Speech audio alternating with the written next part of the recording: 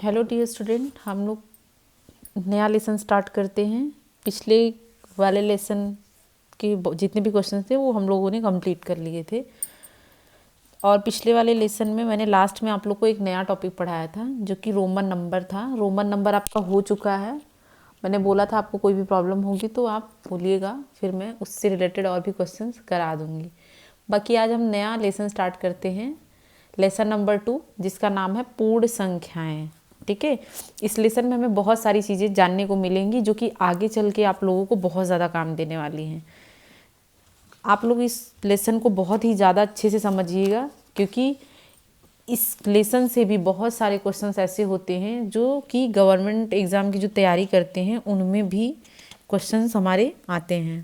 ठीक है, तो जैसे इसमें क्या है, सबसे पहले दिया है पूर्ण संख्याएं।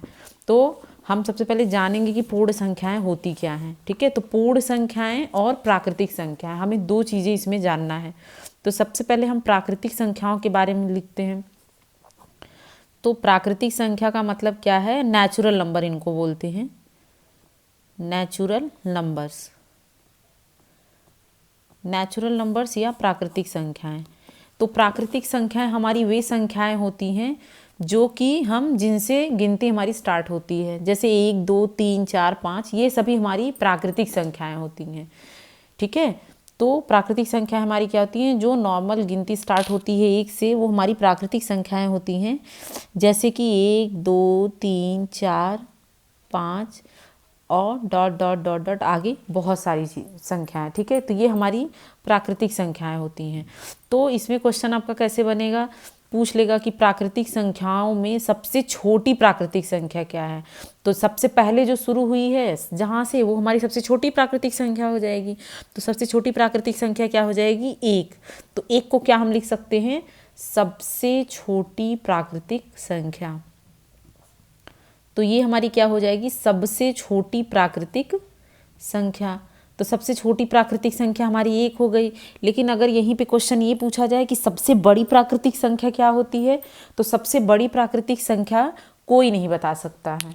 ठीक है, अगर लिमिट दी जाए, जैसे कि 1 से लेके 10 तक की संख्याओं में बोला जाए कि सबसे बड़ी संख्या कौन सी है, तो आप बता सकते कि हाँ है कि 10 हमारी सबसे बड़ी संख्या होगी। लेकिन अगर बोला जाए कि जितनी भी प्राकृतिक संख्याएं हैं उन सभी प्राकृतिक संख्याओं में सबसे बड़ी संख्या क्या है, तो वो हम नहीं बता सकते हैं। तो क्वेश्चन ये एक आपका क्लियर हो गया कि सबसे छोटी प्राकृतिक संख्या क्या होगी, 1 होगी। अब देखिए हम दूसरी संख्या की बात करते हैं। तो दूसरा हमारा क्या है, पूर्ण संख्याएं। तो पूर्ण संख्याएं जो है हम लोग यहाँ पे देखते हैं पहला प्राकृतिक संख्या हो गया, दूसरा हमारा हो गया पूर्ण संख्याएं। तो पूर्ण संख्याएं क्या होती हैं, पूर्ण संख्याओं को हम होल नंबर बोलते हैं। ठीक है, पूर्ण संख्याओं को बोलते हैं होल नंबर। तो पूर्ण संख्याएं क्या होती हैं, जो प्राकृतिक संख्याएं होती हैं वही हमारी पूर्ण संख्याएं भी होती हैं। तो प्राकृतिक संख्या हमारी क्या हो गई, 1 2 3 4, ऐसे करके बहुत सारी संख्याएं हमारी प्राकृतिक संख्याएं हो गई। अब आप ये सोच रहे होंगे कि प्राकृतिक संख्याएं और पूर्ण संख्या में अंतर क्या हो गया, हम दोनों को एक ही जैसा बोल सकते हैं, लेकिन ऐसा नहीं है। अब क्या है, प्राकृतिक संख्याएं तो हमारी 1 से शुरू होती हैं, 1 से शुरू होती हैं और लास्ट तक कितनी भी हम ले सकते हैं। लेकिन हमारा पूर्ण संख्या का मतलब क्या है, जिसको हम इंग्लिश में होल नंबर बोलते हैं, इसमें क्या होता है, रहती प्राकृतिक संख्याएं इसमें भी होती हैं, लेकिन इसमें क्या होता है, एक ज़ीरो हमारा एक्स्ट्रा होता है। ये ज़ीरो ही इसे पूरा करता है, जिसकी वजह से इसका नाम पड़ता है होल। इसीलिए हम इसको क्या बोलते हैं, होल नंबर। ठीक है, होल का मतलब होता है संपूर्ण, मतलब कि वे सभी संख्याएं जिनमें ज़ीरो भी इंक्लूडेड हैं, तो वो हमारी पूर्ण संख्याएं कहलाएंगी। ठीक है, तो प्राकृतिक संख्याएं वे संख्याएं होती हैं जो हमारी नॉर्मल गिनती में आती हैं, 1 से लेकर सभी संख्याएं हमारी प्राकृतिक संख्याएं होती हैं। लेकिन उन्हीं प्राकृतिक संख्याओं में हम ज़ीरो को भी अगर लिख लें तो 0 1 2 3 4 ये हमारा क्या हो जाएगा, पूर्ण संख्याएं कहलाएंगी। ठीक है, तो यहाँ से आप लोगों को क्लियर हो गया होगा कि प्राकृतिक संख्याएं और पूर्ण संख्याएं क्या होती हैं। कभी कभी यही गवर्नमेंट एग्जाम में भी पूछता है कि प्राकृतिक संख्याएं और पूर्ण संख्याएं, अंतर दे देगा कि प्राकृतिक संख्या क्या होती है, पूर्ण संख्या क्या होती है। तो आप यहाँ लिख सकते हैं कि सभी प्राकृतिक संख्याएं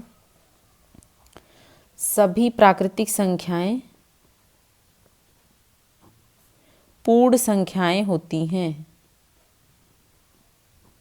पूर्ण संख्याएं होती हैं।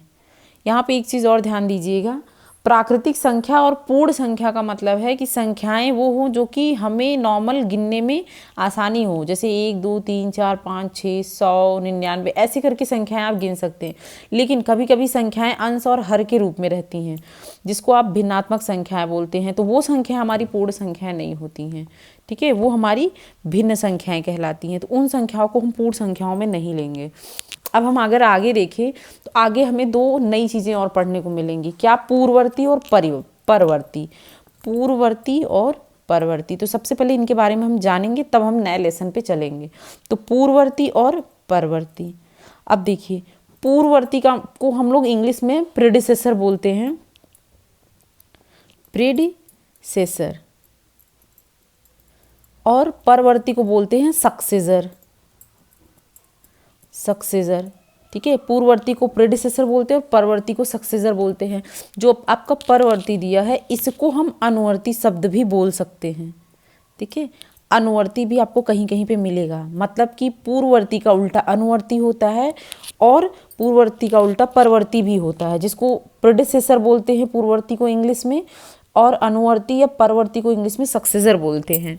ठीक है, अब देखिए, पूर्ववर्ती और अनुवर्ती कभी कभी बोलता है, कोई भी क्वेश्चन दे देगा और बोलेगा इसका आपको पूर्ववर्ती या अनुवर्ती निकालना है, तो कहीं पे भी आपको पूर्ववर्ती या अनुवर्ती निकालना रहे तो आप हमेशा एक चीज़ ध्यान दीजिएगा कि आपको शब्दों से ही पता चल जाएगा, मतलब क्वेश्चन से ही पता चल जाएगा कि आपको क्वेश्चन में करना क्या है। यहाँ पे क्या दिया है? पूर्ववर्ती दिया है, तो आप पूर्व में देखेंगे तो पूर्व का मतलब क्या होता है? पहले। यहाँ पे क्या है? पूर्व का मतलब क्या होता है? पहले। और अनु का मतलब क्या होता है? आगे। और यहाँ जो पर है, पर का मतलब क्या होता है? दूसरा।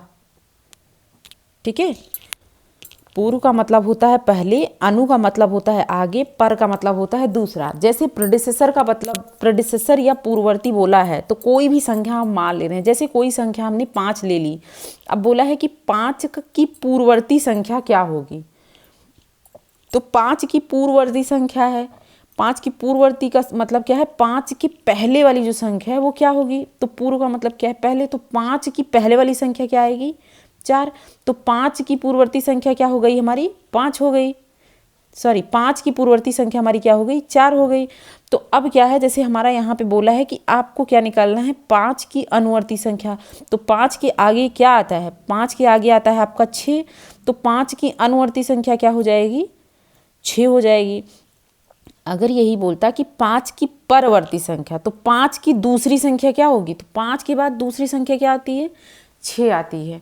तो पूर्ववर्ती, अनुवर्ती और परवर्ती, ये 3 चीज़ें हैं जिसमें से कि आपको पूर्ववर्ती और अनुवर्ती के बारे में पढ़ना है, और अनुवर्ती या जो परवर्ती है दोनों हमारा एक ही होता है, बस इनको अलग अलग नामों से हम बुलाते हैं। ठीक है, तो पूर्ववर्ती की इंग्लिश प्रेडिसेसर होती है और अनुवर्ती की इंग्लिश क्या होती है? सक्सेसर होती है। अब हम क्या करेंगे, इसमें क्या है कि अगर बोलता है कि कोई भी संख्या दे दी गई है उसका हमें पूर्ववर्ती निकालना है, तो सिर्फ और सिर्फ पूर्ववर्ती बोलेगा तो हम एक ही संख्या निकालेंगे। कभी कभी क्या होता है, जैसे कोई भी संख्या दे दिया गया है कि हमारा 10 है, 10 की 3 पूर्ववर्ती संख्याएं निकालिए, तो 10 की 3 पूर्ववर्ती संख्याएं मतलब 10 की 3 पहले की संख्या लिखी, तो 10 की 3 पहले की संख्याएं क्या हो जाएंगी? एक 9 हो जाएगा, एक 8 हो जाएगा, एक 7 हो जाएगा। तो 10 के पहले 3 पूर्ववर्ती संख्याएं क्या हो गई? 9 8 7। अगर यही बोले कि 10 की 3 अनुवर्ती संख्याएं निकालिए, तो 10 की 3 अनुवर्ती संख्याएं क्या हो जाएंगी? आगे की 10 की आगे की संख्या, एक 11 हो गई, एक 12 हो गई और एक 13 हो गई। इस तरीके से हम आसानी से पूर्ववर्ती और अनुवर्ती और जो है परवर्ती, इन तीनों को हम आसानी से निकाल सकते हैं। कभी भी कोई भी क्वेश्चन अगर दिया रहे तो उसमें हम आसानी से इन क्वेश्चंस को सॉल्व कर सकते हैं। ठीक है, तो आपके इस वाले लेसन में सिर्फ इतने ही टॉपिक दे दिए गए हैं, बाकी अगर जैसे जैसे आते जाएंगे जो भी नए टॉपिक, उसके बारे में हम लेसन में कंटिन्यू करेंगे। तो हम लेसन की तरफ चलते हैं। तो देखते हैं यहाँ पे प्रश्नावली 2.1। ठीक है, प्रश्नावली 2.1 का पहला क्वेश्चन हम देखेंगे। इसमें पहले वाले क्वेश्चन में क्या दिया है कि 10,999 के बाद बे के बाद अगली 3 प्राकृतिक संख्याएं लिखिए। अब देखिए 3 प्राकृतिक संख्याएं लिखने की बात किया है कि इसके बाद की, किसके बाद की बोला है। हमारा पहला क्वेश्चन क्या है प्रश्नावली 2.1 का? पहला क्वेश्चन है, बोला है 10,999 के बाद अगली तीन प्राकृतिक संख्या, इसके बाद तीन प्राकृतिक संख्याएं क्या हो जाएंगी। देखिए 10,999 है, तो 10,999 में हम क्या करेंगे, एक को जोड़ देंगे, तो क्या हो जाएगा 9 1 10, एक हासिल यहाँ बचेगा 9 1 10, फिर एक हासिल यहाँ चला जाएगा 9 1 10, एक हासिल यहाँ चला जाएगा ये एक। तो 10,999 में अगर हम एक को जोड़ेंगे तो हमारा क्या आ जाएगा 11,000। इसकी अगली संख्या क्या हो जाएगी हमारी, इसमें एक आप जोड़ देंगे तो आपका कितना आ जाएगा 11,000। ठीक है, तो इसकी अगली संख्या क्या हो जाएगी आपकी 11,000। अब 11,000 में आपको एक और जोड़ देना है, तो ये आपका आ जाएगा 11,001। इसमें आपको एक और जोड़ना है, 11,001 में एक और जोड़ेंगे तो कितना आ जाएगा 11,002। तो आपकी पहली जो आपकी संख्या क्या दे दी गई थी 10,999 के बाद आपको तीन प्राकृतिक संख्या निकालनी थी। तो हमने क्या किया, पहले में एक जोड़ दिया तो हमें 11,000 मिल गया, फिर उसमें हमने एक जोड़ दिया तो 11,001 मिल गया, और फिर उसमें 11,001 में हम एक और जोड़ेंगे तो हमें क्या मिल जाएगा 11,002। ठीक है, इस तरीके से हमें पता चल गया कि 10,999 के बाद जो तीन और संख्याएं आने वाली हैं वो कौन कौन सी हो जाएंगी, 11,000, 11,001 और 11,002। ये जो क्वेश्चन बनाया हुआ है 10,999 के बाद अगली तीन प्राकृतिक संख्याएं, तो इसकी जगह पे ये भी लिख सकता था कि 10,999 जो हमारी संख्या दी गई है इसकी तीन अनुवर्ती संख्याएं लिखिए, चाहे वो अनुवर्ती बोले या फिर बोले अगली तीन प्राकृतिक संख्याएं। तो आप ऐसे करके आसानी से क्वेश्चन को सॉल्व कर सकते हैं। इसमें क्या है, करना क्या होता है, हमें जो संख्या दी रहती है उसमें हम एक जोड़ते जाते हैं। ठीक है, तो आपका पहला वाला क्वेश्चन कंप्लीट हो गया। अब हम लोग क्वेश्चन नंबर 2 को देखेंगे। क्वेश्चन नंबर 2 में क्या दिया हुआ है कि ये कितना है आपका, क्या 10,001 से ठीक पहले